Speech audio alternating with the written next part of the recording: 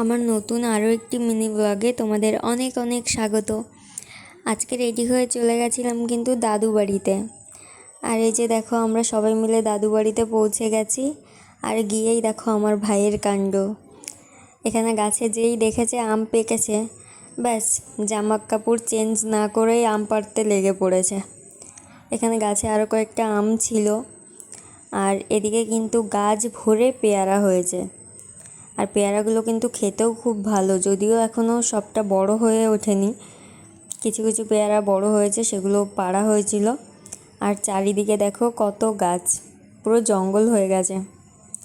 আর ওয়েদারটাও কিন্তু বেশ ভালো ছিল, খুব একটা গরম ছিল না। আর এটা কিন্তু চই ঝাল, এটা দিয়েই আজকে মাংস রান্না হচ্ছে।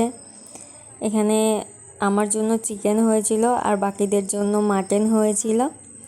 আর সাথে কিন্তু ছিল সবার পছন্দের পুঁইশাক চিংড়ি, আর সাথে কচুরলতি চিংড়ি। এগুলো বাড়িতে সবসময় খাওয়া হয়ে ওঠে না, তাই দাদুর বাড়িতে গিয়ে এই আবদার। আর খাওয়া দাওয়ার পর সবার জন্য ছিল কিন্তু এই যে মিষ্টি, আর তার সাথে ছিল দই, আর তার সাথে ছিল কিন্তু গাছ পাকা আম। তো আজকের ভিডিওটা এটুকুই থাকছে, দেখা হচ্ছে পরের ভিডিওতে।